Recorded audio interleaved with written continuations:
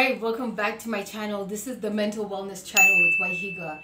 If you are new here, I hope that you stick around and take a listen to what I have to share. Today, I'm just going to get into the daily reflection and talk about what today's reading is all about, and then we are going to discuss it. If you don't know me, I am Waihiga. I am a recovering alcoholic. I have 6 years and 9 months by the grace of God sober. Today was a hectic day, but let's get into it. 12-step program is not a cure-all. April 23rd. It would be a product of false pride to claim that a 12-step program is a cure-all, even for alcoholism. And that comes from As Bill Sees It, page 285. In my early years of sobriety, I was full of pride, was the only source of treatment for a good and happy life. It certainly was the basic ingredient for my sobriety, and even today, with other 12 years in the program, I am very involved in meetings, sponsorship, and service. During the first 4 years of my recovery, I found it necessary to seek professional help since my emotional health was extremely poor. There are those folks too who have found sobriety and happiness in other organizations. 12-step program has taught me that I had a choice to go to any lengths to enhance my sobriety. The 12-step program may not be a cure-all for everything, but it is the center of my sober living. I completely resonate with that reading. A 12-step program is not the end-all, be-all, cure-all of alcoholism. But for me, and in my case, it certainly comes pretty damn close to it. I mean, out of all the things that I tried to do to get sober, a 12-step program is the only thing that has worked out for my alcoholism and has worked out to manage my alcoholism in the best way possible, in the sense that I am 6 years and 9 months sober, and I am able to function in society like a normal human being, an adult that is contributing towards society and towards the well-being of others, not just taking all the time. I do agree with the reading that a 12-step program can also only take you so far. A lot of people who are addicts or alcoholics come to a 12-step program with the need to get sober. But you must understand, as an alcoholic and as an addict, that was only the surface problem. If you stay in recovery and if you stay in sobriety long enough, if you stay sober long enough, you will begin to understand that you used alcohol and drugs to soothe some things that were going on. So alcoholism and addiction is just a symptom. It's a symptom of a much serious underlying condition. In my case, it was an condition, it was a cover-up. The alcoholism was a cover-up and basically a cure for my depression. I have a really bad depression, really bad depression, suicidal ideation. The thoughts just never used to end, and all sorts of fanatical thinking. Now, when I used to drink in the beginning years, certainly the drinking helped. In fact, it enhanced the experience, so much so that I felt extremely happy when I drank alcohol. I felt like it was a magic cure. I felt that drinking really just cured my depression. However, drink is a depressant.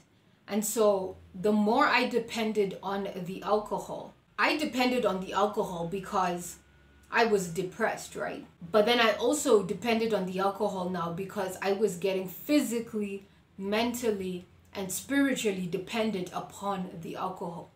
So it even moved past the point of being my cure for my depression. It had to be my cure for my everything. I had to drink to eat, I had to drink to sleep, I had to drink to walk, I had to drink to think, I had to drink to talk, I had to drink to do really anything. I had to drink to not shake. And that developed over a period of time. very slowly, very cunningly. Oh, but it developed. And when it got a hold of me, it got a hold of me. And suddenly I'm not just drinking because I'm depressed anymore. I'm drinking because I need it to function. It's the same thing when someone starts off with drugs. Most drug users, I wouldn't say every drug user, but most drug users are trying to capture their first high. Whether it's heroin, whether it's cocaine, whether it's whatever it is that someone is using. You know, people can just sit back and look at someone and judge and say, what would possess someone to go through their whole life down the drain for a powder or a substance or something that you have to inject into your arm? Like, what would possess someone to do that? And it all starts as a joke. It all starts as experimentation. And it all starts as looking to fulfill a hole that is a problem inside. So maybe drug users are looking for a cure for their depression as well. I don't know what exactly the problem, I don't know exactly what heroin, cocaine users struggle with the most. I know marijuana users really struggle with anxiety, ADHD, all that type of thing. Marijuana users really struggle with anxiety, but for alcoholics, we really struggle with depression. We really struggle with depression, suicide ideation, and this can lead to a diagnosis of probably bipolar, type 1 or type 2. Marijuana users probably end up with a diagnosis of schizophrenia, which is very dangerous for them to be using marijuana to begin with. You never know which blunt is going to push you over the edge. You never know which blunt it is that you're gonna smoke and you're just gonna lose your mind. So heroin, cocaine users, narcotic users, I don't really know what the specific underlying things are that they're trying to cure. Maybe it's depression as well, same as alcoholics, not really sure. But we're all trying to cure something. So when we come into a program of recovery, doing just the 12 steps is not enough. Some people say it's enough. Some people are really old school in recovery and they say this is a spiritual program and God will talk to us and cure us and help us through the 12 steps of recovery. And I salute that. But my experience has been that I have needed psychiatric care. I have needed to see a psychiatrist. I have needed to be on medication. I am currently on medication and I take these medications daily. So this is an antidepressant and a mood stabilizer. Some people who are in recovery would actually look at me and say, you know what, Waihiga, you're not sober. You are not sober because you're taking antidepressants. Antidepressants to a person like me saves my life. They help me because up here chemically I'm not all right. If I was, I would not need the antidepressants and the mood stabilizers at the end of the day. But I do. I've ended up in hospital 2-3 times with suicide ideations.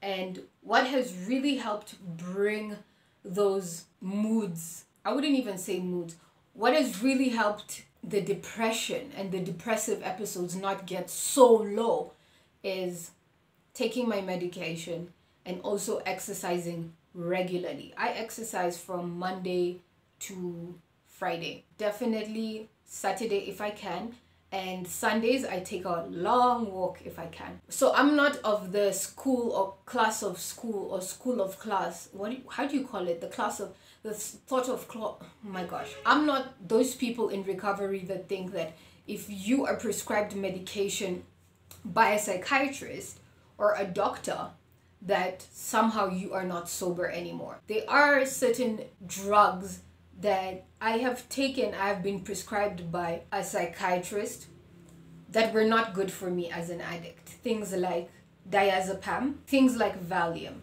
Those are really not good for me, and I would not suggest that a sober person take such things. And I would also suggest that if you are an alcoholic in recovery or if you are an addict in recovery, that you disclose to your psychiatrist, to your psychologist that you are an addict, so that they know what to do with that information. A lot of alcoholics are on Prozac, are on Quitbin. I mean, we're on so many antidepressants. So you have a lot of addicts, you have a lot of alcoholics on one part of the spectrum who say, if you believe in God, and if you believe that this program is of God and is made and designed for people like us, that means that we can overcome everything, and that includes depression and suicide ideation and alcoholism without outside help. Then there are the group of people who are like myself, who will go and seek outside help. I have practiced the 12 steps on things like depression. I wouldn't say I did it as thoroughly or to the extent that I did my alcoholism, how powerless I was over alcohol. I wouldn't say I did it as rigorously, honestly as I did with the alcoholism. So I can't really judge and say if the 12 steps did or did not work for my depression. But what I do know is that I wasn't gonna take any chances. I needed to get help, and I needed to get help very quickly. And for me, what that ended up being was psychiatric help, and that ended up being medication, and that ended up being hospitalized, stone cold sober 3 times in recovery. Yeah, I was hospital. Was it 3 times or 2 times? I think it was 2 times. It's 2019 and then it was 2020. Now I don't even remember. Thank God. I was hospitalized for a week each time due to suicidal ideation. Thank God I also didn't pick up a drink, because that is also that's a prolonged suicide for someone like me. So I would really urge you, if you are an addict or an alcoholic, to not only take into consideration the 12 steps as a program of action, as a way to get sober, but also take all the help that you can get. Whether it's church, whether it's counseling, whether it's doing small courses here and there, whether it is definitely getting the help of medical professionals, especially psychiatrists, especially psychologists, using psychologists, using psychiatrists, and taking medication as prescribed is very important, very important. I hope that this video made sense. I hope that it helped you out. Let me know in the description box below, what are your experiences with a 12-step program? Has a 12-step program cured you 100% of alcoholism and any other mental, emotional problems that you have had? Or have you also had to get outside help in addition to seeking a 12-step program? Let me know in the comment section down below. Until the next video, goodbye guys.